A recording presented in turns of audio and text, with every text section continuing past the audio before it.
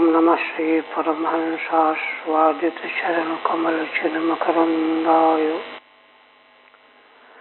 भक्त जनमानस निवासाय श्री रामचंद्राय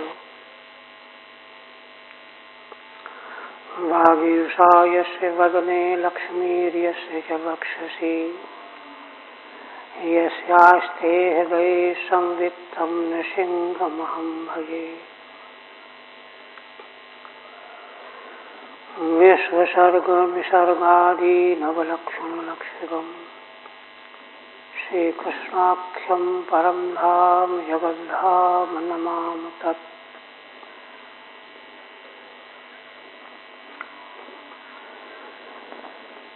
परम पूज्य यति वृंद, भक्त वृंद एवं श्रोतृवृंद, श्रीमद्भागवत के दशम स्कंध उत्तरार्ध के अंतर्गत 64वें अध्याय में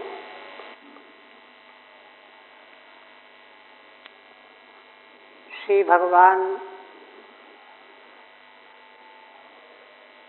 महाराज नृग के शाप प्राप्ति के प्रकरण को लेकर के प्रसंग को लेकर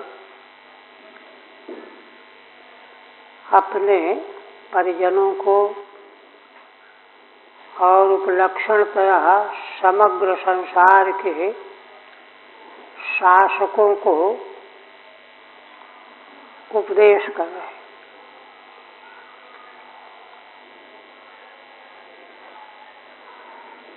देखिए, धर्म का सारा जो वर्णन है स्मृतियों में,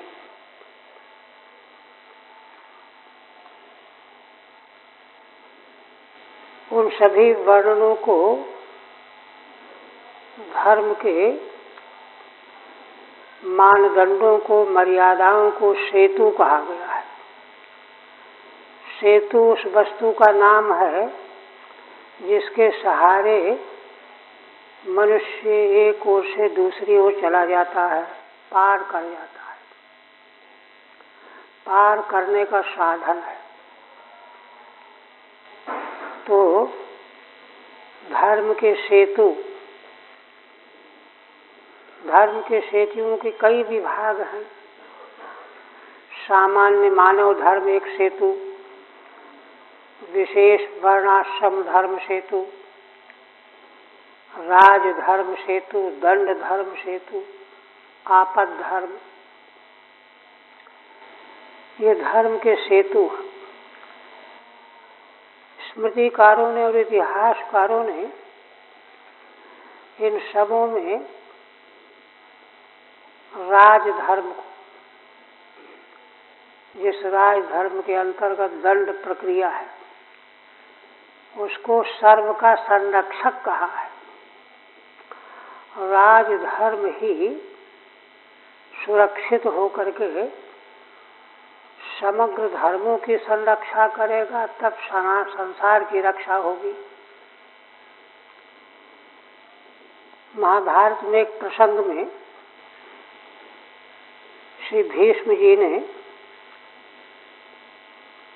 युधिष्ठिर महाराज को उपदेश करते हुए कहा कि देखो वत्स,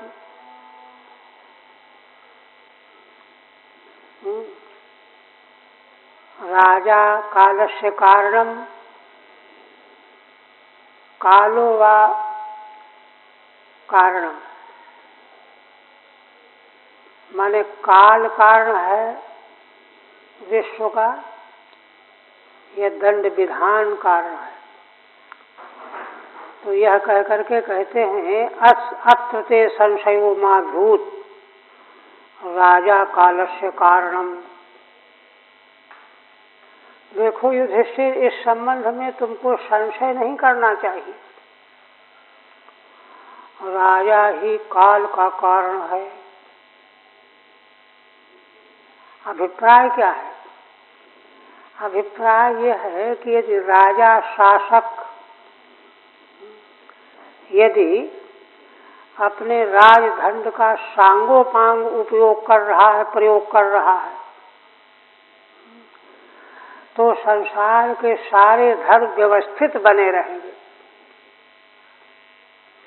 सामान्य मानव धर्म से लेकर के सारे जो धर्म के सेतु बने हुए हैं, उनकी रक्षा का भार राजा पर है। राजा यदि जागरूक रहे तो सारे धर्म सुरक्षित रहेंगे, और धर्म के सुरक्षित रहने से सारा संसार सुरक्षित रहेगा। काल कुछ नहीं कर सकता। भाई समय है, समय का फेर है, ये है, वो है, ऐसी बातें करते हैं लोग, किंतु भगवान व्यास की दृष्टि है। ठीक है, काल का भी अपना एक महत्व तो है ही, तो अपना काम करने दीजिए उसको, लेकिन तुम तो अपना काम करो। तुम काल का भरोसा लेकर के प्रमादी बन जाओ, आलसी बन जाओ, जैसा होगा देखा जाएगा, जैसा काल होगा वैसा होगा। ये दृष्टि दी गई है प्रमाद से बचाने के लिए। इसलिए शासक को बहुत बड़ी जिम्मेदारी है, शासक की। और शासन तंत्र के ही पथभ्रष्ट होने से, दिग्भ्रमित होने से सारा मनुष्य समाज कराहने लगता है। जैसा कि कम से कम इस देश की दुर्दशा जो है, उसका यही एकमात्र मूल कारण है। तो भगवान अनुशासित करते हैं विश्व के राजाओं को, शासकों को। महाभारत का प्रसंग कल हमने सुनाया ना, कि राजा के ऊपर विश्वात्मा परमात्मा ने धर्म को बनाया है। धर्म से एक तिल भी इधर उधर राजा नहीं जा सकता। इसीलिए वेद को हुंकार करके भस्म कर दिया ऋषियों ने। पहले तो सलाह करके आए थे, समझाएंगे, मान गया तो ठीक है, क्योंकि हम लोगों ने ही उसको राजा बनाया है, ऋषियों ने ही तो बनाया था। नहीं मानेगा तो हम नष्ट कर देंगे। गए, समझाना चाहा तो वो तो उल्टे उपदेश देने लगे। उपदेश ही नहीं दिया, कहा कि तुम तो मूर्ख हो। देखिए, उद्दंडता की कोई सीमा ही नहीं, तो उनके हुंकार से वह भस्म हो गया। इसीलिए मनु भगवान कहते हैं कि विश्व रचयिता ने संसार को बनाया, अब बना करके ब्राह्मण और क्षत्रियों के हाथों में सौंप दिया। जैसे पशुओं का स्वामी चरवाहों को सौंप देता है, जाओ ले जाओ चरा करके लाओ, तो वे ले जाते हैं और पूरी सावधानी रखते हैं, कहीं कोई खतरा न हो, नुकसान न हो। ये दृष्टि है शास्त्रों की। अब शास्त्र की बात तुम मानोगे ही नहीं, अब मानने के पहले जानोगे ही नहीं, और जानेंगे भी कैसे, जनाने वाले होंगे तभी तो जानेंगे। तो शास्त्र का जो चिंतन लुप्त हो रहा है। हमने बताया कि मनु जी कहते हैं कि प्रत्येक शासक को, राजा को नित्य प्रति पुराण इतिहास सुनना चाहिए कि हमारे पूर्वज कैसे कैसे थे, किस परिस्थिति में क्या निर्णय लिया करते थे, और धर्म शास्त्रों के द्वारा धर्म का स्वरूप मालूम पड़ता रहेगा, उसमें ताजगी बनी रहेगी, तो उससे उसका धर्म कर्म सुरक्षित रहेगा। तो भगवान राजाओं को शिक्षा देते हुए कह रहे हैं, 34 तक हुआ था, ब्राह्मण के है ना धन को, अर्थ को, इसको बहुत बड़ा खतरनाक बताया है। असल में देखिए, अर्थ और काम ही ये दो अनर्थ की जड़ हैं। काम के मूल में वासनाएं हैं, और वासना मूलक काम का माध्यम साधन है अर्थ धन।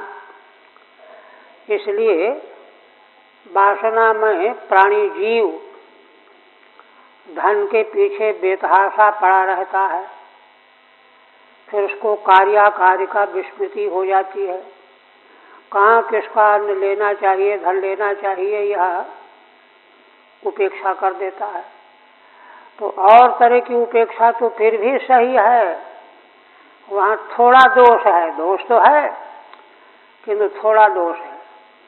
ब्राह्मण का धन अगर हड़प लिया जाए तो उसका बहुत बड़ा दुष्परिणाम है। यह शिक्षा दे रहे हैं भगवान।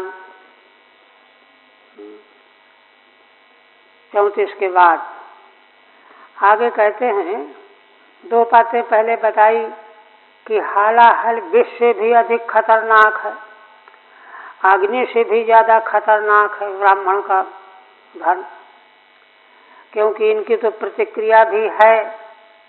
विष को जो खाएगा केवल वही मरेगा, किंतु ब्राह्मण का धन जो खाएगा उसका सारा कुल ही नष्ट हो जाएगा। अग्नि का भी यह है कि उसको पानी के द्वारा, जल के द्वारा बुझाया जा सकता है, किंतु इस ब्राह्मण रूपी धन से प्रकट हुई अरणि की अग्नि, इसके नाश का कोई उपाय नहीं है।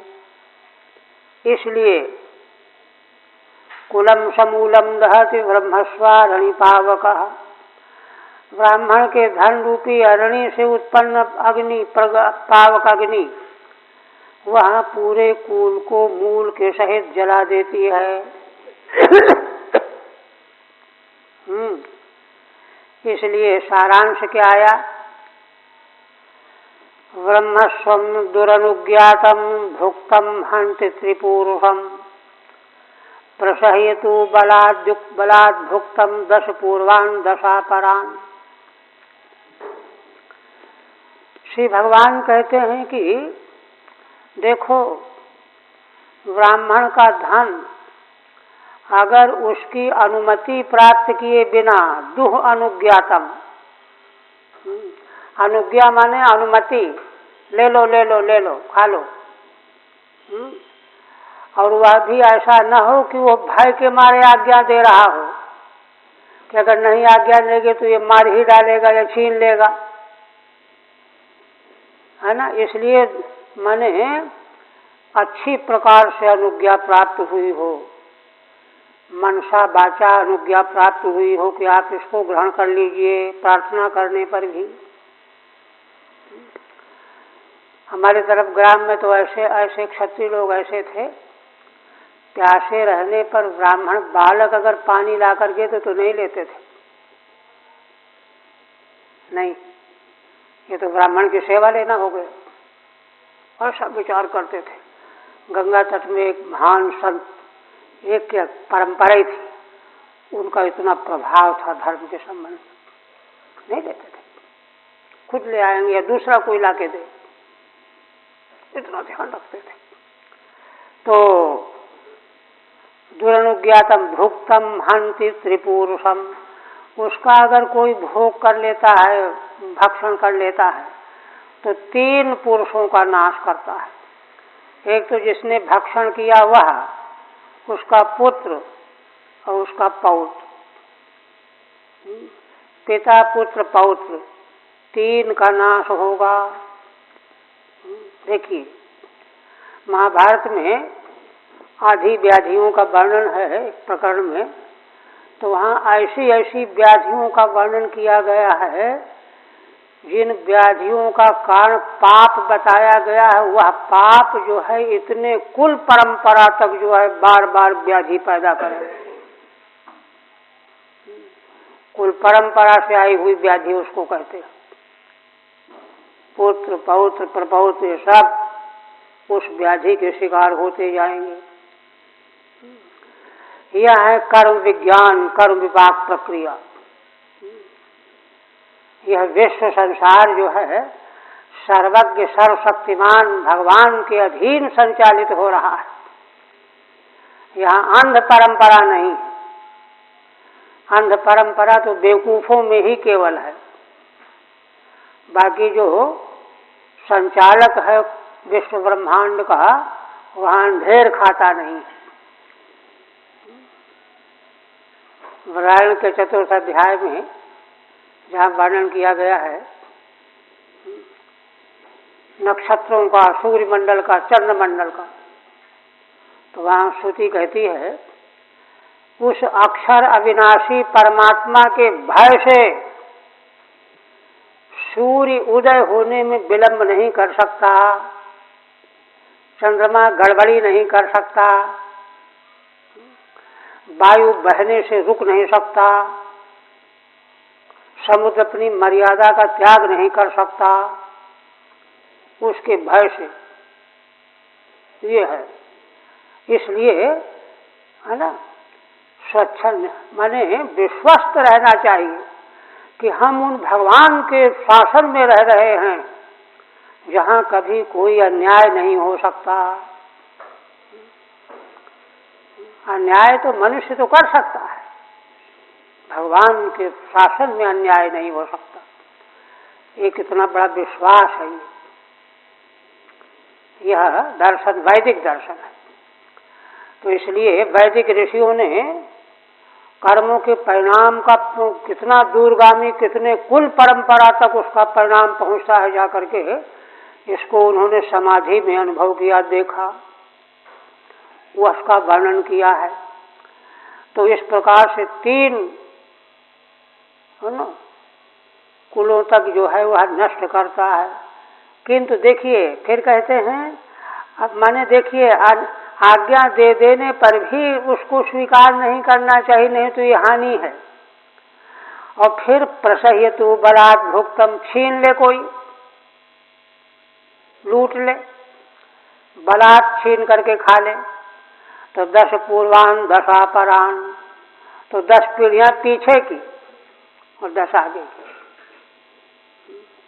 देखिए कितना विचित्र विषय है।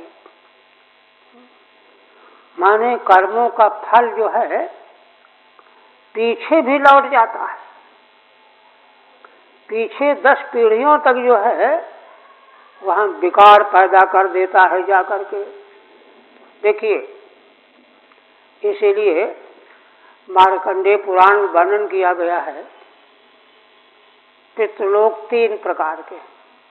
दिव्य पुत्रलोकों में जो पितृलोक रहते हैं तो रोज प्रातः काल, जैसे मनुष्य लोक में प्रातः काल मनुष्य उठ करके भगवान को प्रणाम करेगा, पृथ्वी का वंदन करेगा, सूर्य भगवान का दर्शन करेगा, तो वहाँ पितृलोक क्या करते हैं, अपने इष्ट देव का स्मरण करते हैं। किस लिए करते हैं? एक तो इसलिए करते हैं कि हमारे कुल में कोई नास्तिक न हो। दिव्य लोक पहुंचे हुए पितरों के कुल सैकड़ों पीढ़ी नीचे आ चुके हैं। उनका संकल्प कि हमारे कुल में कोई नास्तिक न हो, है ना, श्राद्ध तर्पण करने वाले हमारे वंश के लोग हों, और इसलिए उनको कोई दुख न हो, ये अपेक्षा करते हैं। तो देखिए किंतु जब उनके कुल में कोई ऐसे नास्तिक संतानें पैदा हो जाती हैं, हाँ, जो पिंड और पिंडदान तर्पण को जो उपेक्षा करते हैं, आजकल तो यही हो रहा है, तो वे आंसू बहाते हैं, दुखी होते हैं, कह रहे नास्तिक हमारे कुल में पैदा हो गए। उनको आंसू, उनके नेत्रों से गरम गरम आंसू निकलते हैं। ऐसे एक घटना का क्रम है, महाभारत वर्णन किया गया है। तो इस प्रकार का जो है वैदिक ज्ञान विज्ञान है, उसको सांगोपांग हृदयंगम कर लेने पर कहीं कोई किसी प्रकार की विप्रतिपत्ति और संदेह की कोई गुंजाइश नहीं रह जाती। बलात् ब्राह्मण का धन छीन करके खा लेने पर 10 पीढ़ी पीछे की 10 पीढ़ी आगे की नष्ट हो जाती हैं। दुरनुज्ञातम यथावत अननुज्ञातम। दुरनुज्ञातम की व्याख्या श्रीधर स्वामी करते हैं माने जैसी जैसी अनुज्ञा होनी चाहिए वैसी अनुज्ञा नहीं हुई है। यदि वो हमने बताया ना कि वो डर करके अनुज्ञा दे रहा है, अच्छा ले जाओ, कि नहीं लेंगे तो लूट ले जाएगा और तरह का नुकसान कर देगा। तो आज्ञा तो दे रहा है लेकिन वह शुद्ध आज्ञा नहीं है। तो 3 पीढ़ियां तो उससे ही नष्ट हो जाएंगी। त्रिपुरुषम कुलम स्वयं, त्रिपुरुष कुल माने स्वयं, पुत्र और पौत्र, किंतु हठात छीन करके खाया गया तो बलाद राजाद्याश्रयतः, राजा आदि का आश्रय लेकर के, जैसे असुर लोग यही करते थे ना, तो उससे 10 पीढ़ियां आगे पीछे की नष्ट होती हैं। राजानो राजलक्ष्म्यांधा नात्पातम विचक्षते, निरयम ये भी मन्यन्ते ब्रह्मस्वम साधु बालिशाः। भगवान सावधान करने के लिए इस बात को और जरा विशद ढंग से कहने लगे। नहीं तो बात तो हो गई, फलादेश कर दिया। आप कहते हैं कि देखो राजा लोग राजलक्ष्मी के कारण अंधे हो जाते हैं, राजलक्ष्मी प्राप्त करके अंधे हो जाते हैं। अंधे होने से हमारा पतन हो रहा है, इससे हमारा नाश हो जाएगा, ये उनको दिखाई नहीं देता। अंधे को कहाँ दिखाई देता है? नातपातम विचक्षते। अच्छा तो क्या हुआ इससे? निरयम ये भी मन्यन्ते ब्रह्मस्वम साधु बालिशाः। क्यों? क्योंकि ब्राह्मण के धन को अगर छीन लेना, हड़प लेना, इसको ठीक मानते हैं तो इसका मतलब है कि वे नरक चाह रहे। निरय माने नरक, निरय में ये भी मन्यन्ते माने हमको नरक मिल जाए, चलो मिल जाए, रह लेंगे नरक में अपना। हाँ, अनुमति दे रहे हैं कि हो जाने तो नरक हमको। क्यों? ब्रह्मस्वम साधु बालिशाः, क्योंकि ब्राह्मण के स्वम धन को साधु मान रहे हैं। क्यों? बालिशाः माने मूढ़ा, मूढ़। ये ब्रह्मस्वम अभिमन्यन्ते इच्छन्ति ते निरयम एवाभिमन्यन्ते। जो ब्राह्मण के धन को इच्छा करता है, हड़प लेना चाहता है, वे निरय माने नरक की ही मानो इच्छा करते हैं। अतो बालिशाः, इसलिए बालिश माने अज्ञ हैं, अज्ञानी हैं, अज्ञाः। आत्मपातम न विचक्षते इति, अपने पतन को देख नहीं पा रहे हैं। फिर कहते हैं गृह्णन्ति यावतः पांशून् क्रन्दन्तामश्रु बिन्दवः, विप्राणां हृतवृत्तीनां बदान्यानां कुटुम्बिनां। श्री भगवान कहते हैं कि देखो, जब राज्य के आश्रय को लेकर के ब्राह्मण का बलात् धन छीन लिया जाएगा, लूट लिया जाएगा, तो उससे वे लोग दुखी होंगे, रुदन करेंगे, उनकी जीविका छिन जाएगी। तो उनके रुदन करने से जितने अश्रुओं के बिंदु जमीन में गिरेंगे और गिर करके जितने कण गीले हो जाएंगे पृथ्वी के, है ना, उतने वर्षों तक जो है वे नरकों में रहना पड़ेगा। गृह्णन्ति यावतः पांशून् क्रन्दन्ताम् अश्रु बिन्दवः।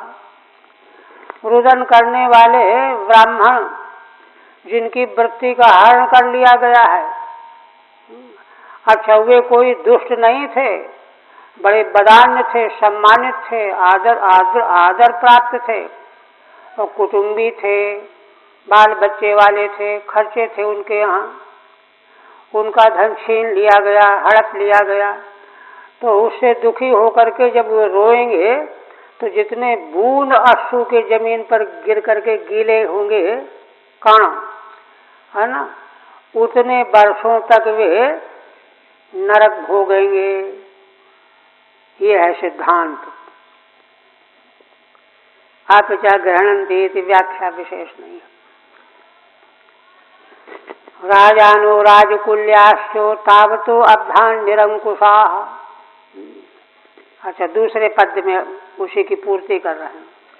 कहते हैं कि मान लो हरण करने वाले साक्षात राजा हों तो भी, और राजकुल्याश्च राजाओं के कुल के हों, माने परिवार के हों, चाहे उनके मंत्रिमंडल के मंत्री आदि हों, कुल के दोनों हो गए। राजा हों चाहे राजकुलीन हों, ताप्तो अब्दान निरंकुशा, उतने वर्षों तक जितने कण ब्राह्मण के रुदन से जमीन में गीले हुए हैं, उतने वर्षों तक वे नरक भोगेंगे। निरंकुशा, क्योंकि निरंकुश हैं वे, धर्म का अंकुश मानते नहीं, और कोई अंकुश उन पर लगा नहीं सकता। बलशाली हैं, धर्म का अंकुश उनको मानना नहीं है। उनके ऊपर अंकुश करने वाला तो धर्म ही है। तो कहते हैं कि उतने वर्षों तक कुंभी पाकेषु पच्यन्ते, कुंभी पाक में पकाए जाएंगे। ब्रह्मदायापहारिणः, ब्राह्मण के भाग का अपहरण करने वाले जो भी हों, चाहे राजा हों, चाहे राजाओं के खानदान के हों, मंत्रिमंडल के हों। देखिए, सामान्य नरक नहीं है ये। कुंभी पाकेषु बहुवचन इसलिए किया है कि मान लो इस प्रकार का अपराध करने वाले हजारों हों दुनिया में, तो सबको तो मौका मिलना चाहिए ना कुंभी पाक में, इसलिए बहुवचन कुंभी पाक नरकों में पच्यन्ते, पकाए जाते। पंचम स्कंध के अंतिम अध्याय में नरकों का वर्णन है ना, कि वहाँ जो है कड़ाह चढ़ा दिए जाते हैं, उस पर डाल दिया जाता है ना, यातना वाले जीवों को, प्राणियों को उठाया जाता है। ऐसा कुंभी पाक। पच्यन्ते ब्रह्मदायापहारिणः, ठीक है नहीं, स्वदत्तां परदत्तां वा ब्रह्मवृत्तिं हरेच्छयः, षष्टिर्वर्ष सहस्राणि विष्ठायां जायते कृमिः।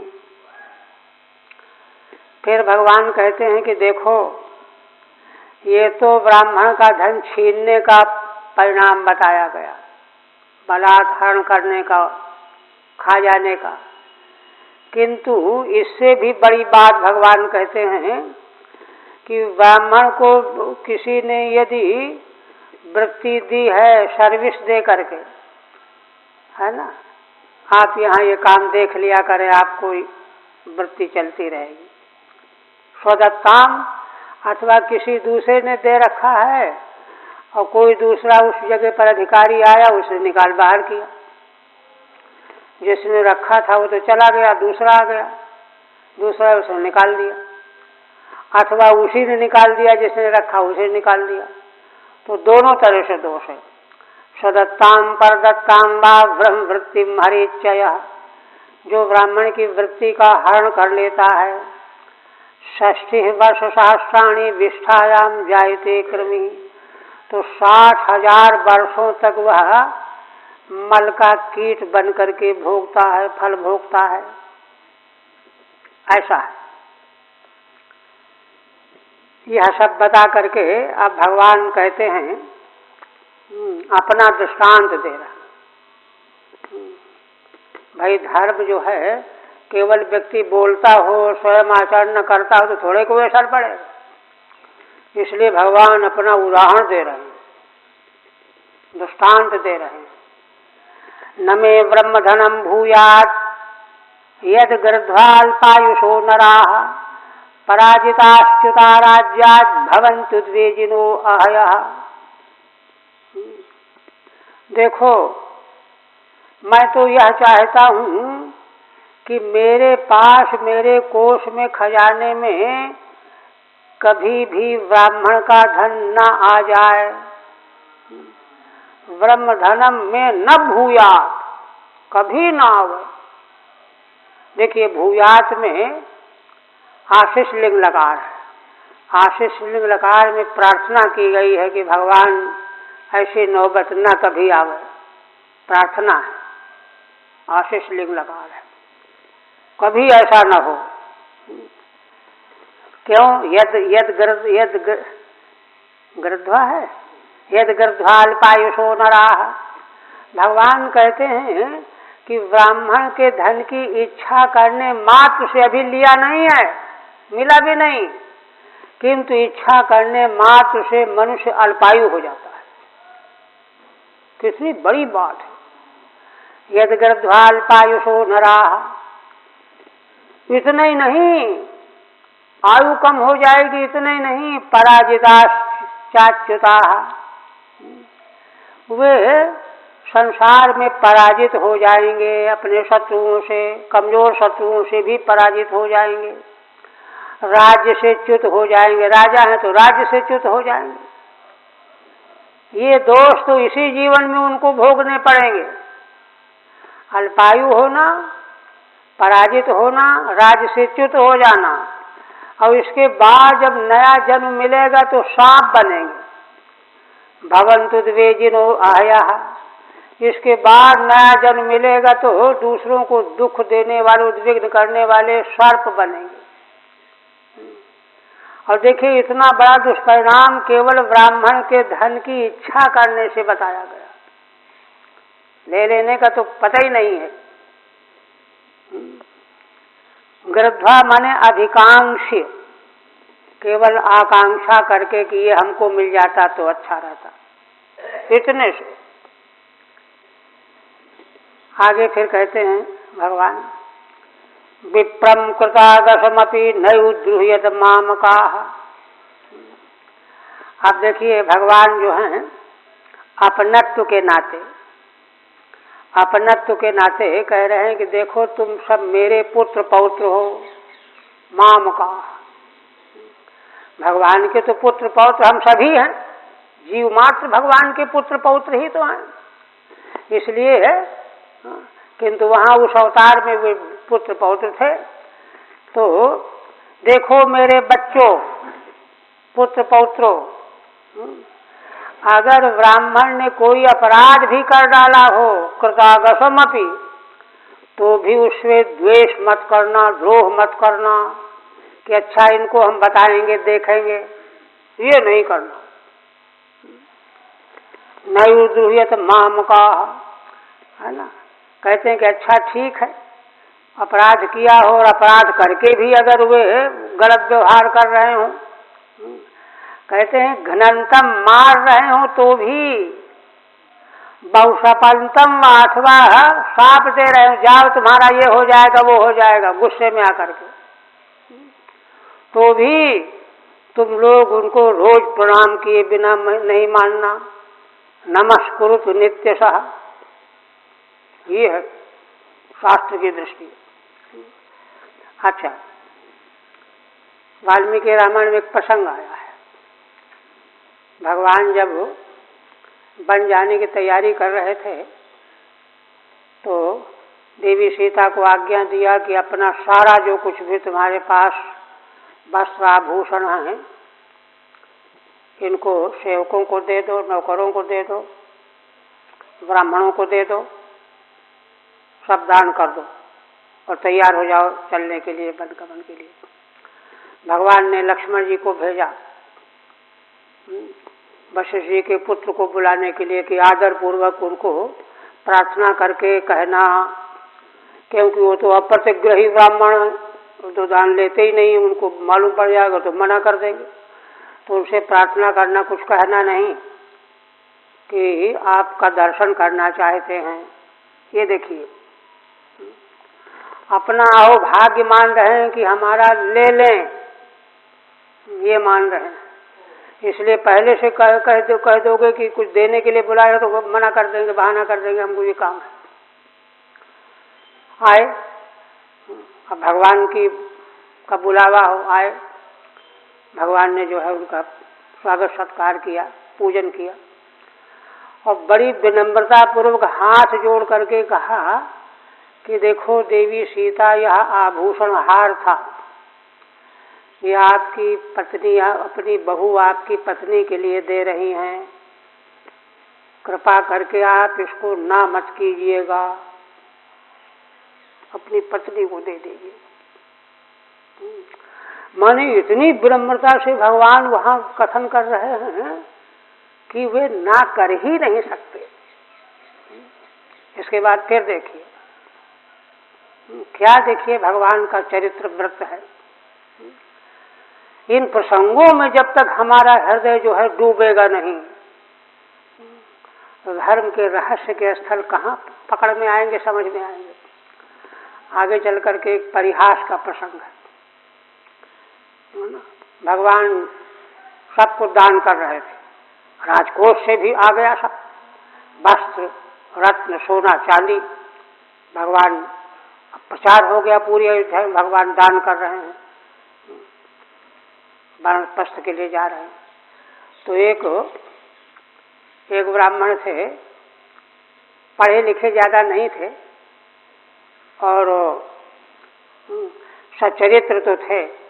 उनकी पत्नी ने कहा कि देखो तुम दिन भर खटते रहते हो, यहाँ फल तोड़ना, वहाँ कंद खोदना, जाओ जाओ देखो भगवान दान कर रहे हैं और उनको बता देना कि मैं बड़ा दुखी हूँ, तो तुमको तृप्त कर देंगे, भटकना नहीं पड़ेगा। तो बेचारे जंगल से कोई सामान खोद के लाए थे, हाँफ रहे थे। तो पत्नी का देर न करो, जल पी लो, जल्दी निकल जाओ, कोई ऐसा न हो कि कार्यक्रम में बंद हो जाए। उनको इस पर जल्दी थी। अच्छा गए, ये भी लग गए, जाकर पहुंच गए। तो पीछे पहुंचे तो भगवान ने कहा कि अच्छा, तो वहाँ लोग परिचय भी दे रहे थे कि ये अमुक है, अमुक कुल के हैं, अमुक कुल के हैं। तो भगवान ने कहा कि अच्छा, कहा कि महाराज मैं दिन भर भटकता रहता हूँ, खटता रहता हूँ, मेरी पत्नी ने बताया तो मैं दौड़ा दौड़ा आया हूँ, जंगल से आया था। और तो कहा अच्छा भाई, अब तो उपसंहार हो रहा था, तो सोचा कि गड़बड़ हो जाएगा क्या। तो भगवान ने कहा कि अच्छा देखो तुम कितना दौड़ते हो, इतना दौड़ता हूँ, उतना दौड़ता हूँ यहाँ वहाँ पहाड़ों में। कहा देखो तो अपने दंड के द्वारा यह डंडा फेंको, गौओं की झुंड खड़ी थी, जितनी दूर तक तुम्हारा दंड पहुंच जाएगा वहां तक की गाय वो जमीन तुम्हारी हो जाएगी। अब तो उत्साह में आ गई, अच्छी तरह से तैयारी की, फेंटा बाला और खूब रोम रोम के ताकत लगा करके फेंका, काफी कुछ हो गया, बड़े प्रसन्न हो गए। इसके बाद भगवान को ग्लानि हुई कि देखो ब्राह्मण से जो को हमने जो है इस प्रकार से कहा, वो तो कोई प्रसन्न हो गए, वो तो समझ रहे थे कि भगवान परिहास कर रहे, किंतु भगवान ने कहा कि ब्राह्मण से परिहास में भी गड़बड़ नहीं करना चाहिए। हाथ जोड़ा, देखो विप्रवर, मैंने हंसी में आपकी शक्ति की परीक्षा के लिए ऐसा किया है, आप ये मत समझना कि जो है इन्होंने परिहास किया है। सारी भूमि आपकी है, ये है। ये सरयू पहले ब्राह्मण जो अलग बने हुए हैं ना, ये पहले मूल में कानकोटी ही थे। तो जब भगवान ने अयोध्या में एक यज्ञ किया तो उसमें ब्राह्मणों को निमंत्रित किया, क्योंकि रावण का वध किया था ना, वो दोष की निवृत्ति के लिए संकल्प पूर्वक। अब भगवान को कहेगा दोष, लेकिन धर्म के लिए किया, तो ब्राह्मण आए नहीं। और जो गए उनके कुल के लोगों ने बहिष्कार कर दिया, जाओ तुम लोगों ने ब्रह्म हत्या के उसमें भोजन किया, हम तुमको नहीं रखेंगे। अच्छा बड़े दुखी हुए, आकर के भगवान के सामने निवेदन करने लगे। तो भगवान ने कहा कि अच्छा सरयू के उस पार की सारी भूमि तुम्हारी। तो सरयू पारी वहाँ रहने लगे और सरयू पारी ब्राह्मण हो गए, मूल शाखा वहीं से है। तो मैंने कहने का मतलब यह है कि हाँ, भगवान जो हैं कितना ब्राह्मणों का आदर करते थे, सम्मान करते थे, क्योंकि धर्म की प्रतिष्ठा, धर्म की रक्षा भागवत में पीछे आ चुका है, कई जगह आ चुका है, आगे फिर आएगा कि वेद की रक्षा वेद वेद से ही धर्म का परिज्ञान होगा। वह वेद अगर लुप्त हो जाएगा तो धर्म का परिज्ञान ही नहीं होगा। ये बात दूसरी है कि वेद मौजूद हो, उसका परिज्ञान हम नहीं कर रहे हैं, प्रमाद कर रहे हैं, ये तो अलग बात है, किंतु उसकी रक्षा करने वाले ब्राह्मण हैं। तो यह मान करके उनका जगह जगह पर सम्मान किया गया। आगे तो बहुत विस्तृत प्रसंग आगे आएगा ही। तो कहते हैं विष्ठायाम जायते क्रमे, 39 हो गया ना, न में ब्रह्म धनम भूयादि भी हो गया, 40 हो गया, विप्र, अच्छा 41 भी हो गया।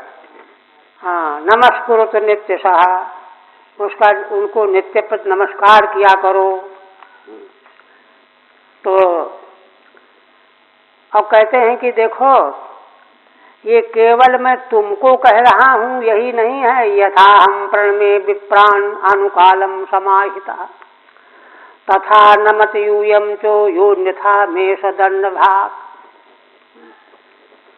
कहते हैं देखो, जैसे मैं ब्राह्मणों को अनुकालम माने तीनों काल, प्रातः मध्याह्न सायंकाल, है ना, जगने के बाद, मध्याह्न में, सायंकाल में, सोने के पहले समाहित हो करके जैसे मैं ब्राह्मणों को नमस्कार किया करता हूँ, ऐसे तुम लोग किया करो। तथा नमत यूयम चो योन्यथा मेष दंड भाग। अब भगवान यह सब बताते हुए, है ना, फिर उन्होंने आज्ञा रूप में कहा देखो मेरी इस बात को गांठ बांध लो, जिसने इसका उल्लंघन किया, वह मेरे द्वारा दंड का पात्र बन जाएगा, दंड भागी होगा, दंड दूंगा मैं, है ना। यो अन्यथा से मदस में सदंड भाग, जो ऐसा नहीं करेगा, अन्यथाचरण करेगा, वह मेरे द्वारा दंड भागी होगा, ये कहा। एक भगवान की, एक रुक्मिणी देवी और भगवान श्री कृष्ण की एक बड़ी विचित्र कथा अन्य पुराणों महाभारत में भी है, दुर्वासा जी के प्रसंग की। दुर्वासा जी ने भगवान को रथ खींचने के लिए आज्ञा दे दी। बड़ा जो है विलक्षण प्रसंग है,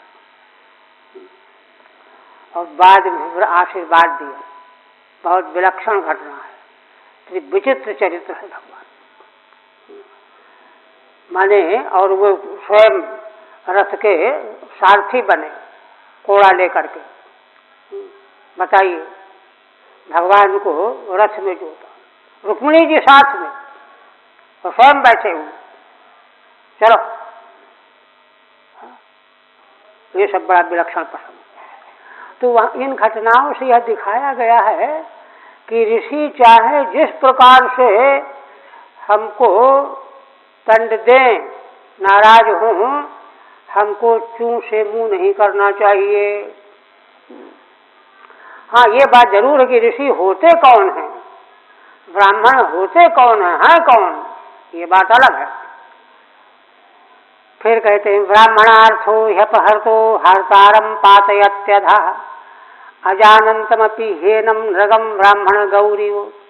कहते हैं देखिए कि यह जो मैंने वर्णन किया है, यह कोई अर्थवाद नहीं है। वेदों में अर्थवाद वाक्य भी हैं कि जो ऐसा करेगा उसको नरक होगा, ऐसा करेगा उसको स्वर्ग मिलेगा, है ना, है ना। प्रशंसा और भय प्रदान करने वाले अर्थवाद वाक्य, ये अर्थवाद नहीं है ना। यह तो प्रत्यक्ष है। क्यों? ब्राह्मणार्थो ह्यपहर्तो हर्तारम पातयत्यधः। ब्राह्मण का धन अगर छीन लिया गया, ले लिया गया, तो हरण करने वाले को नीचे गिरा देता है। आंख से देख लो, अर्थवाद नहीं है ये। अजानंतमपि हेनम, देखो महाराज ने जानते नहीं थे कि ब्राह्मण की गऊ मेरे गऊ में मिल गई है आकर के, किंतु उनको वही पाप लग गया, ब्राह्मण धन के अपहरण का पाप लगा। अजानंदमी हेनम नृगम ब्राह्मण गौरी, ब्राह्मण की गऊ अनजान में उनके गऊ में मिल जाने के कारण जो है पाप लग गया, उनको गिरगिट योनि प्राप्त हुई। है ना। पुत्रो देखो ये ना केवलम अर्थवाद विभीषिका यम। श्रीधर स्वामी कहते हैं कि भगवान का तात्पर्य कथन का ये है कि अर्थवाद की विभीषिका नहीं है, भयभीत करने के लिए कहा गया है, वास्तव में ऐसा कुछ नहीं होता है, यथार्थवाद है। किंतु प्रत्यक्ष मिथ्या, स्वयं देख लो। और जिसने उसका फल भोगा उसने स्वयं वर्णन किया, बता के गया वो, इसीलिए तो नृप से कहलवाया भगवान ब्राह्मणार्थ इति। एवं विश्राव्य भगवान मुकुंदो द्वारकौकसः, उपसंहार करते हैं। सुखदेव भगवान कहते हैं कि इस प्रकार से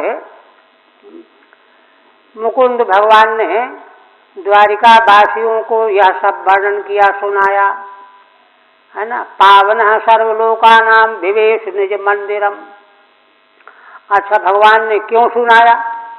कहते हैं देखो, भगवान सर्वलोकानां पावनः, सभी लोगों को पवित्र करने वाले हैं, इसलिए उन भगवान ने सारे लोगों को पवित्र करने की दृष्टि से यह उपदेश किया, सुनाया। विवेश निज मंदिरम, उपदेश दे करके अपने राजभवन को चले गए। हरि ओम तत्सत्। श्रीमद्भागवते महापुराणे दशमस्कन्धे उत्तरार्धे मृगोपाख्यानम नाम चतुष्षष्टितमोऽध्यायः। ओम भगवते। अब आगे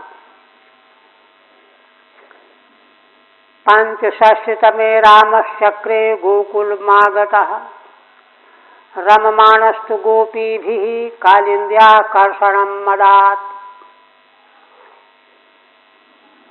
श्रीधर स्वामी कहते हैं कि अग्रिम 65वें अध्याय में श्री बलराम जी अपने स्वजनों का दर्शन करने के लिए वृंदावन आएंगे, गोकुल आएंगे,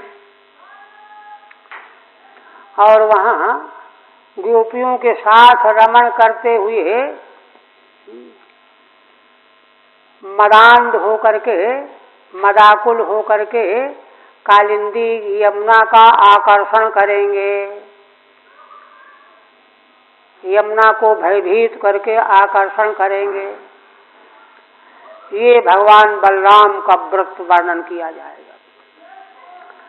और इसके बाद वाले अध्याय में आगे एक बात और कहते हैं, रामस्य चरितम चित्रम कालिंद्याद्याकर्षणादियत। कहते हैं देखो, श्री बलराम जी का बड़ा विचित्र चरित्र, जिसमें कालिंदी का आकर्षण किया गया है। आदि पद से फिर आगे और भी 2-3 चरित्र हैं बलराम जी के। और इसके अग्रिम अध्याय में पौंड्रक आदि और काशी नरेश का भगवान के द्वारा उद्धार होगा। पौंड्रकांतादि कृष्णस्य पृथगुक्त मतः परम। इसके बाद भगवान श्री कृष्ण का चरित्र पृथक से, पौंड्रक का अंत, उद्धार, नाश अलग से कहा गया है। और ये भगवान के चरित्र जो हैं एक प्रकार से दैवी चरित्र हैं, अतिमानुष चरित्र हैं, दिव्य चरित्र हैं। भगवान के चरित्र सुगम से सुगम भी होते हैं और अगम से अगम भी होते हैं।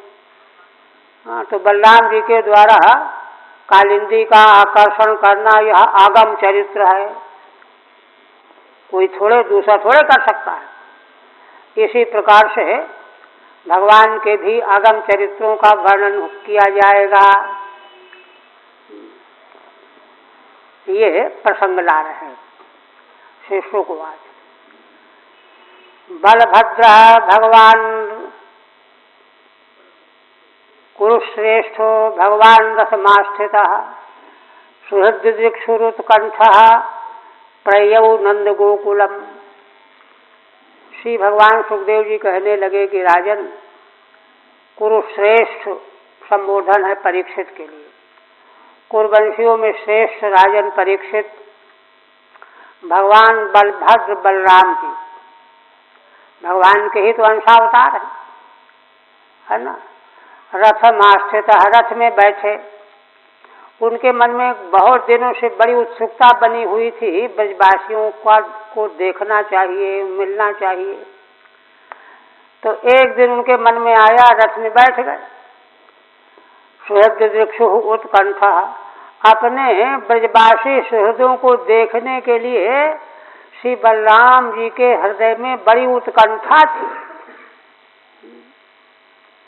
देखिए, गांव के लोग, वन में पशु चराने वाले लोग, साधारण शैली में रहने वाले लोग, और भगवान जो हैं कितना प्रेम करते हैं, उनके प्रति उत्कंठित होते हैं।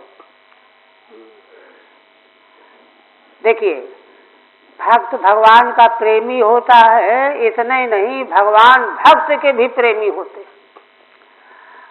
भक्त को तो भगवान का प्रेमी होना ही है, वो तो बड़े सौभाग्य की बात है, हो जाए। किंतु भगवान भी भक्त के प्रेमी होते हैं। तो भगवान यहाँ जो अवतार लेकर के आए हैं, कितने भक्तों के प्रेमी थे।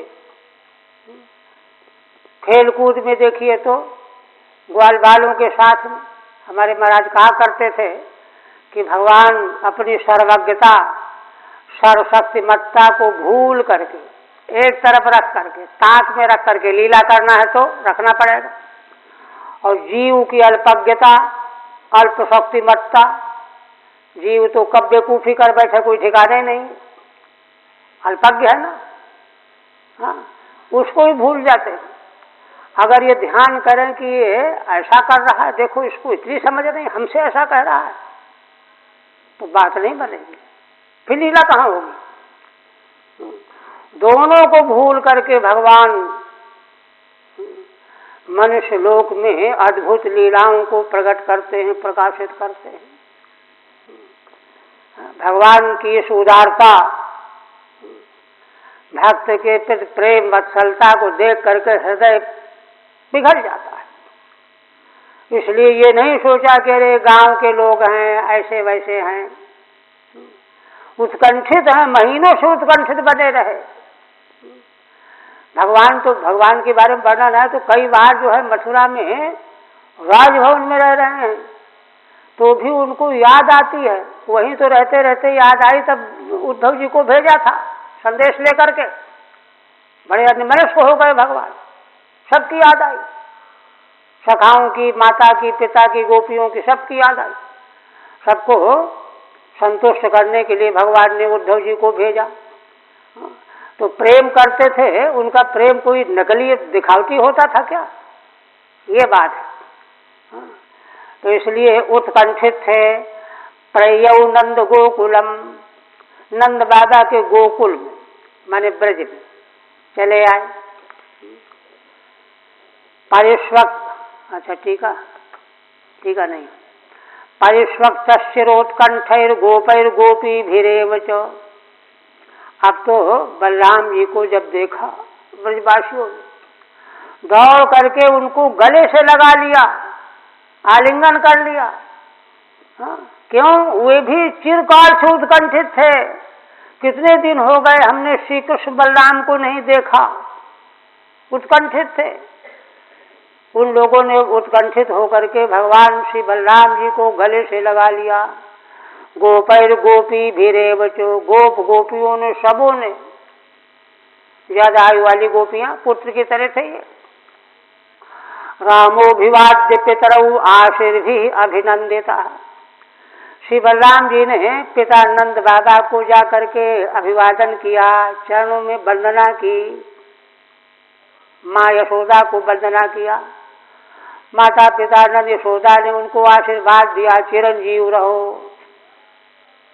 हाँ, आशीर्वाद, बड़े नेत्रों में अश्रु बहाते हुए बड़े आनंदित हुए। ठीक है, आशीर्भी अभिनंदितो बभूव, आशीर्वाद का ढेर लगा दिया, सब ने आनंदित हुए। प्रेम की बात है। चिरमना पाहि दासारहो सानुजो जगदीश्वर इत्यारूप्यांक मालिंग्यो नेत्रैः शिशु चतुर्जलैः।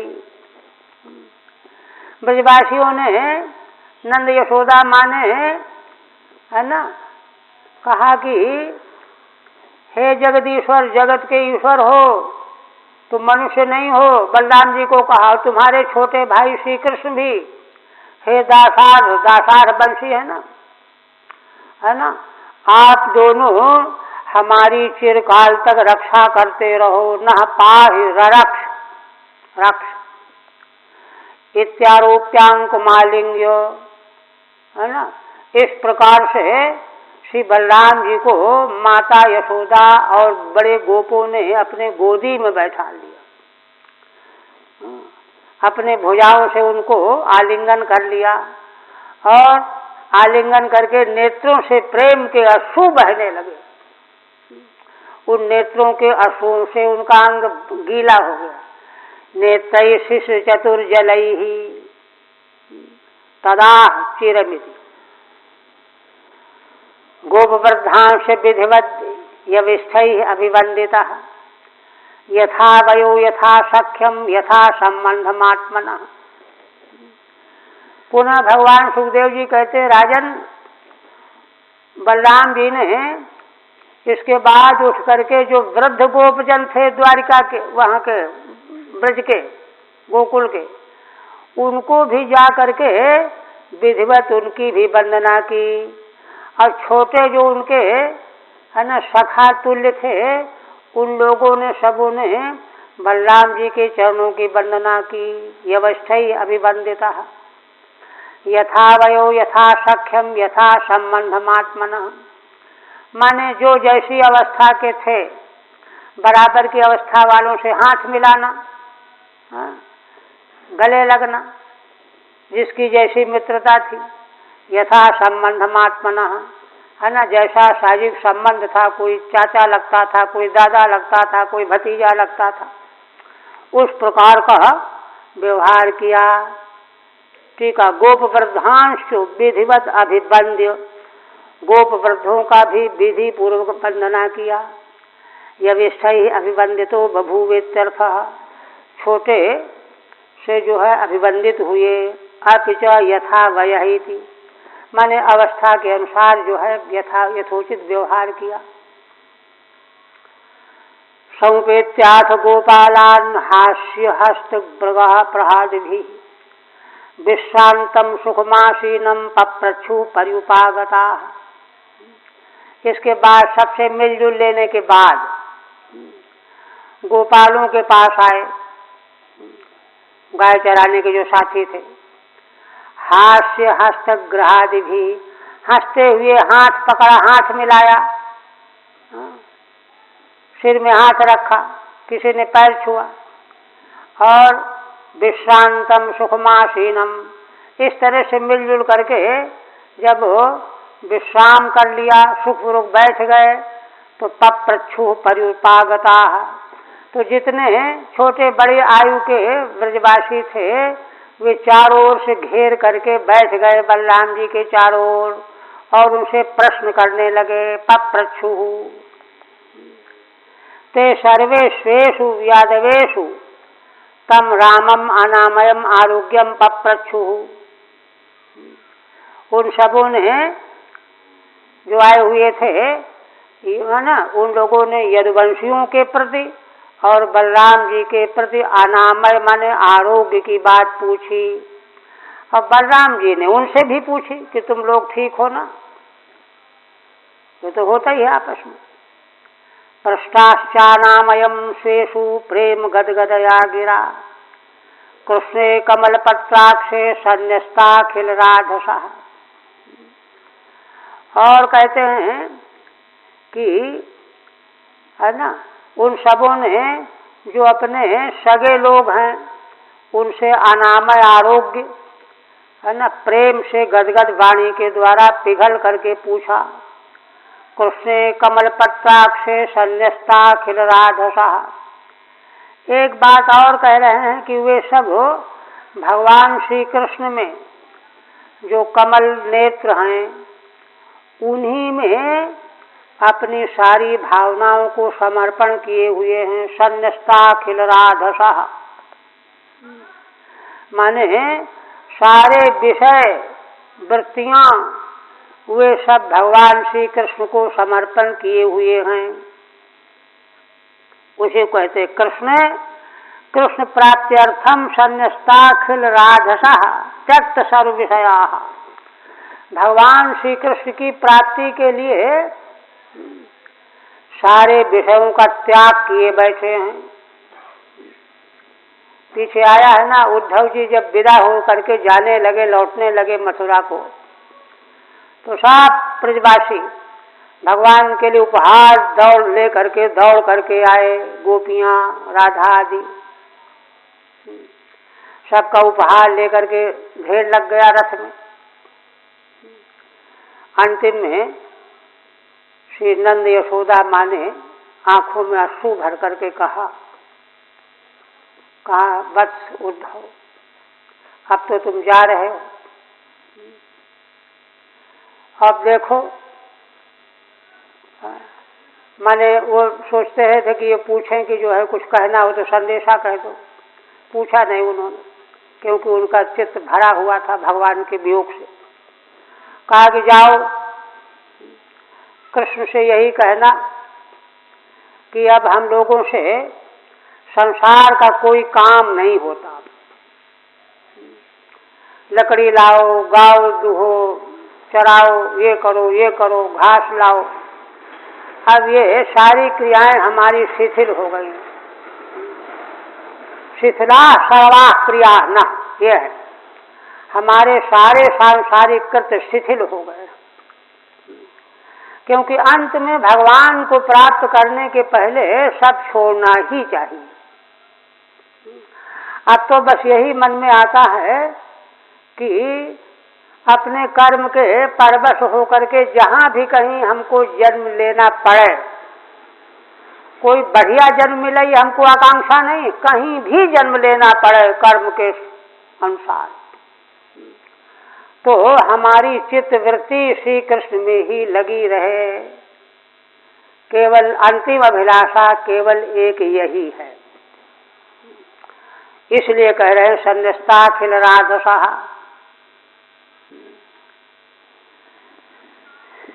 यही तो जीवन का अंतिम पुरुषार्थ है। फिर कहते हैं कच्चिन्नो बांधवा रामो सर्वे कुशलमाशते, कच्चित स्मर्थनो रामो यूयम द्वार सुतान्विता।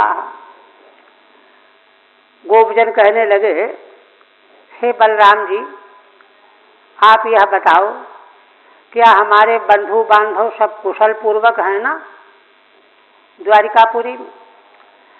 कच्चित स्मर्थनो रामो यूयम दार सुतान्विता।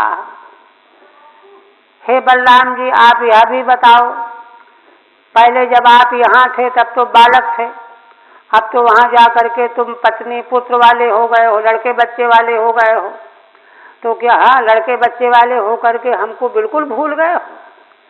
हम लोगों का स्मरण कभी करते ही नहीं हो। क्या कभी करते हो? तुम लोग बाल बच्चे वाले हो करके हम लोगों को स्मरण करते हो, भूल गए हो? ऐसा व्यंग्योक्ति पूर्वक। क्यों? दुनिया का स्वभाव है, घर गृहस्थी में लग जाने वाला भूल ही जाता है। इसलिए अगर ये भूल गए हो तो कोई आश्चर्य तो नहीं है। किंतु व्यंग्योक्ति क्यों? कि हम लोगों ने तो सब कुछ छोड़ करके तुमको चाहा और तुम बाल बच्चों को लेकर के अकेले रह गए। व्यंग है। दार सुतान्विता।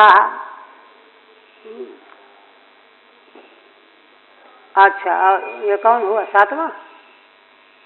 हाँ, दृष्टया कंसो हतः पापो दृष्टया मुक्ता सुहृज्जना। ये बड़े सौभाग्य की बात हुई कि पापी कंस मारा गया और सुहृज्जन है ना, अपने हितैषी जन कष्ट से मुक्त हो गए। दृष्टया मुक्ता सुहृज्जना निहत्य निर्जित्य निपुण दृष्टया दुर्गम समाश्रिता। और आप दोनों भाइयों ने अपने शत्रुओं को मार करके, शत्रुओं पर विजय पा करके, और बड़े सौभाग्य की बात है कि तुम द्वारिकापुरी के किले में रह रहे हो, सुरक्षित रह रहे हो, यह कहा। इसके बाद गोपियां बोलने लगी। गोप्यो हसन्त्यः पप्रच्छु राम संदर्शनाद्रताः कच्चिदास्ते सुखम कृष्ण पुरस्त्री जन वल्लभा। गोपियों का मन तो पूरी तरह से भगवान में ही समर्पित है, इसलिए उन्होंने क्या कहा, हसन्त्यः हंसती हुई, पप्रच्छु राम संदर्शनाद्रता। भगवान सुखदेव जी एक बात और कहते हैं कि श्री बलराम जी ने आकर के दर्शन दिया है हम लोगों को, इससे अपने को बड़ा आदर्श अनुभव किया, कितना आदर किया हमारा। हम लोग तो एक टकी लगाए हुए हैं कि श्री कृष्ण कभी तो आ जाए, दर्शन दे जाए, आए ही नहीं।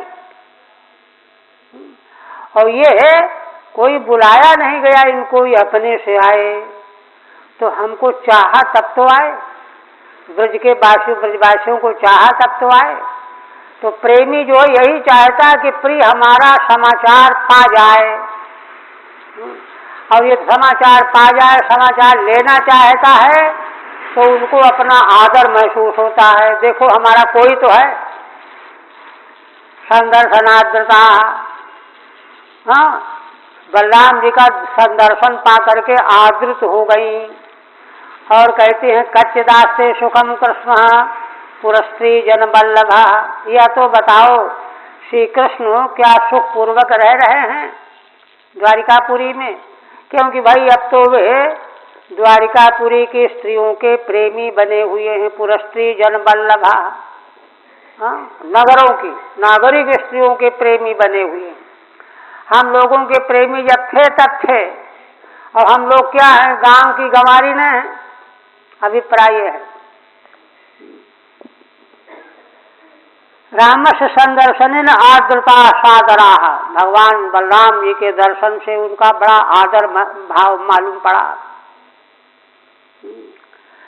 कच्चित स्मरति वा बंधून पितरम मातरम च सह अप्यसौ मातरम द्रष्टुम सकृदप्यागमिष्यति। एक बात तो ये, दूसरी बात पूछती हैं कि क्या श्री कृष्ण कभी अपने बंधुओं को, माता पिता का स्मरण भी करते हैं। तीसरी, अप्यसौ मातरम द्रष्टुम सकृदप्यागमिष्यति। क्या कभी वे अपनी माता यशोदा का दर्शन करने के लिए एक बार भी आवेंगे। माँ को तो संसार में कोई नहीं छोड़ पाता है, किंतु वे ही एक ऐसे हैं। हाँ, तो क्या उनको देखने के लिए एक बार भी नहीं आवेंगे। व्यंग है, क्या एक बार भी आने लायक नहीं है वे माँ को देखने के लिए। अपिवा स्मरते स्माकम अनुसेवा महाभुजा। अंत में अपने बारे में पूछती हूँ, अच्छा एक बात यह भी बताओ, क्या हम लोगों की सेवा का कभी उनको स्मरण आता है। अपिवा स्मरते स्माकम अनुसेवा महाभुजा। महान भुजाशाली भगवान श्री कृष्ण क्या कभी हम लोगों की छोटी मोटी तुच्छ सेवा का भी स्मरण करते हैं। महाभुजा, टीका नहीं। अच्छा, माने सेवा का अर्थ ये है उनके प्रेमालाप और उनके साथ मिल करके रास लीला का, है ना, नृत्य गायन आदि, यही सब सेवा है। तो इस सेवा का जो अवसर हमको मिला, क्या इसका भी कभी वे स्मरण करते हैं। मातरम पितरम भ्रातॄन पतीन पुत्रान स्वश्रीरपि यदर्थे जहिम दासार हो दुष्टजान स्वजनान प्रभो। अब एक बात और कहती हैं, लगने वाली तीखी बात कह रही हैं। कहती हैं कि देखो, है ना, ये देखो जरा सोचो समझो, हम लोगों ने अपने माता पिता भाई पति पुत्र बहन इन सबों को छोड़ दिया। क्यों छोड़ दिया ये तो आप जानते ही हो। उन्हीं के लिए, श्री कृष्ण को पाने के लिए इन सारे संबंधियों को छोड़ दिया हम लोगों ने। यदर्थे जहिम दासार हो, हे बलराम जी के लिए संबोधन है ना। और जबकि देखो ये जितने भी हमने छोड़े हैं, माता पिता भाई पति, ये छोड़ने लायक होते हैं। पुत्र बहन ये दुस्तेज होते हैं, बड़े बड़े ऋषि मुनि भी इनको छोड़ नहीं पाते, दुस्तेज होते हैं, किंतु उनको भी हम लोगों ने छोड़ा, स्वजनों को छोड़ा। स्वजनान प्रभो ताना सद्य परित्यज्य गतः संच्छिन्न सौहृदः कथम नु तादृशं स्त्रीभिर्न श्रद्धीयेत भाषितम्। ऐसी हम लोग हैं, सोचो, जिन हम लोगों ने अपने सारे दुष्ट संबंधियों को, सगों को छोड़ा, उन्हीं के लिए, उन्हीं को प्राप्त करने के लिए, अपनाने के लिए। ऐसी उन हम लोगों को सद्य माने एक क्षण में सद्य परित्यज त्याग करके संचिन्न सौहृद गतः सारे सौहार्द को काट कूट करके धज्जी उड़ा करके नष्ट करके चले गए। कथम नु तादृशं स्त्रीभिर्न श्रद्धीयेत भाषितम्। अब जरा एक बात ये बताओ, ये तो उनके कारनामों का वर्णन किया हमने, अब कहते हैं कि ये बताओ कि क्या द्वारिकापुरी में नागरिक स्त्रियां ऐसे व्यक्ति के प्रति उनकी बातचीत को सुन करके क्या वे श्रद्धा करती होंगी? हम लोग तो भोली भाली थे, गंवार नासमझ, भोले भालेपन में हम थक गए, किंतु नगर की स्त्रियां तो बहुत होशियार होती हैं, मर्मज्ञ होती हैं, वे भला कैसे उन पर विश्वास करती होंगी, ये है अभिप्राय। कथम नु तादृशं स्त्रीभिर्न श्रद्धीयेत भाषितम्। आगे फिर विषय बढ़ जाएगा, यहीं रहने दीजिए। अच्छा हाँ ठीक है, इसको 12वें की ना। तभी तदगमने युष्माभि प्रतिबंध किम न करता। तो कोई प्रश्न उनके मन में प्रश्न आ रहा है कि कोई मन कह रहा है कि फिर जब ऐसी तुम्हारी लगन थी तो उनको जाने के समय तुमने रोका क्यों नहीं कि हम नहीं जाने देंगी, किम न करता है। तदवाक्य विश्वासादिचेत, तो कहा कि भाई इसलिए हम नहीं रोका, हमने नहीं रोका, उनके कथन का हमको विश्वास हो। उनके कथन का उनका कथन क्या है? भगवान तो ऐसी मीठी मीठी बातें करते हैं ना, कह रहे गोपियों तुम्हारे प्रेम का बदला तो मैं लंबी देवताओं की आयु पा करके भी चुका नहीं सकता हूँ, मैं तो सदा तुम्हारा ऋणी ही बना रहूँगा, तुम अपनी सुजनता से मुझे उऋण कर दो तो ही मैं उऋण हो सकता हूँ, है ना। रास पंचाध्यायी में भगवान का वक्तव्य है। इस तरह की मीठी मीठी बातें, अब इस तरह की भगवान की मीठी बात सुन करके भला कौन जो है गोपियाँ कहे नहीं नहीं हम नहीं जाने देंगी। इतनी मीठी बातें कहने वाले से कोई कैसे अकड़ करके, गुस्सा होकर के, नाराज होकर के कुछ कह सकती है? ये जवाब दे रही हैं। नन विश्वासा किमित कृता तत्राहु, विश्वास तुमने कैसे कर लिया? कथम नुईति, है ना। तो कथम में जो है ऐसी बातें जब उनके द्वारा कही जाएंगी तो कौन विश्वास नहीं करेगा? तुम बताओ, अगर तुम हमारी जगह पर होते तुम विश्वास न कर लेते? क्या जवाब देंगे बलराम जी? कोई जवाब कोई नहीं दे सकता, विश्वास करना ही पड़ेगा, है ना। आप कहते हैं कि देखो यहाँ गोपियाँ बहुत हैं और सब जो हैं कुछ न कुछ भगवान के संबंध में कहना चाहती हैं, तो कोई प्रेमातुर होकर कह रही है, कोई ईर्ष्यालु होकर कह रही है, कोई प्रसन्न होकर के कह रही है, कोई उदासीन होकर के कह रही है, हाँ? कोई वैराग्य भाव से होकर के कह रही है, उसी को कह रहे हैं। ना वक्तृ बहुत्वाद ज्ञाना नाना विधान वाक्यानि, क्योंकि वक्ता गोपियाँ बहुत प्रकार की हैं इसलिए उनके वाक्य अनेक प्रकार के हैं। आगे 2-4 उसमें कहेंगे, यहीं रहने दीजिए।